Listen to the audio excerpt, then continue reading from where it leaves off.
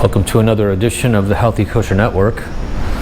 My name is Travis, and today I want to talk to you about sleep and what is a healthy sleep pattern, and what's the conventional wisdom these days, and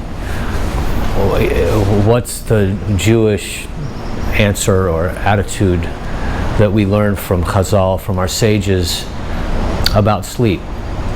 So it's really interesting for me. I started tackling this issue in about around 2012 from this standpoint, and it wasn't Jewish learning and Torah learning that kind of started waking me up, pun intended. It was an article I read in the BBC, which I've pulled up here, and it is from 2012, and it's called "The Myth of the 8-Hour Sleep." And it quotes a book. Well, first of all, it quotes a psychiatrist from in the early 1990s named Thomas Ware, who conducted an experiment on people's sleep patterns and healthy sleep. And I'm not going to go into just quoting the article, but a historian in 2001 published a book. His name was Roger Eckerch of Virginia Tech. And he published a paper drawn from 16 years of research revealing a wealth of historical evidence that humans used to sleep in two distinct chunks.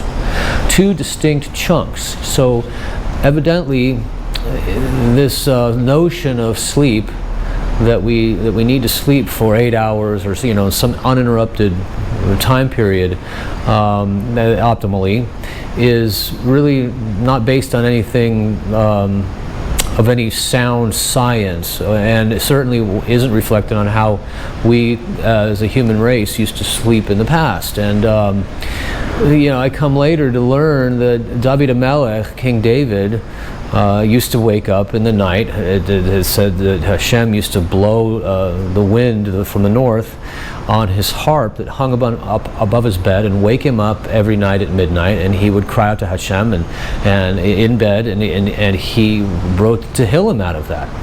And then if you look in the Kitzur Shulchan Aruch, if you look at the Code of Jewish Law, you'll see one of the first halachas, one of the first laws it talks about, one of the first things it talks about is that you actually should wake up in the middle of the night and cry out to Hashem. It's called Tikkun Hatzot, which roughly translated into making a correction in the middle of the night, and cry out to Hashem. And there's a set prayers that we can say at Tikkun Hatzot. We wake up in the night after the first part of the night is done, and there's some maybe not so good spirits that are out at night, and confusion reigns supreme in the first part of the night. But then at midnight, you can go into a whole learning and practice of Tikkun Hatzot, which is a goal of mine. I've been trying to wake up at the best time, but I've started to let go back in 2012 with this notion of having to sleep all night, because I used to wake up in the middle of the night and say, what am I doing up? And I'm supposed to sleep, and you have all these people who will tell you that you have to get an uninterrupted night's sleep, and they have to sleep all night, and they take medications. There's several well-known medications to help people just stay asleep, and I think it's like anesthesia. If one is waking up at night, there's a reason. Maybe there are things that are on our minds that our subconscious is calling us to address and to think about.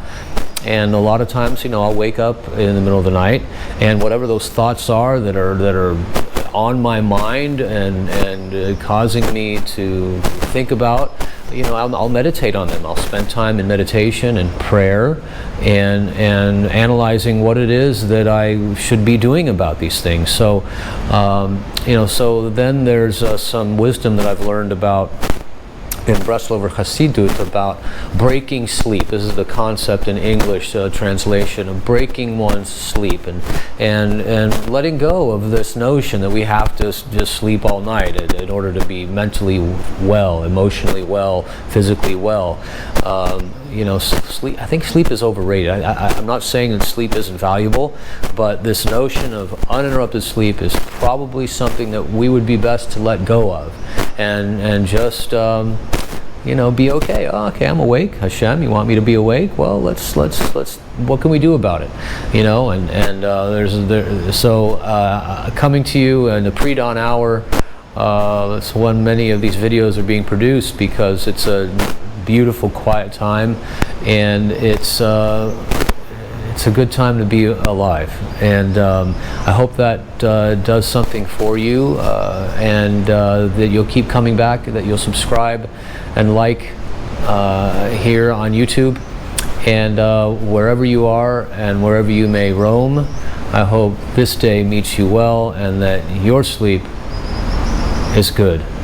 Have a healthy, kosher day.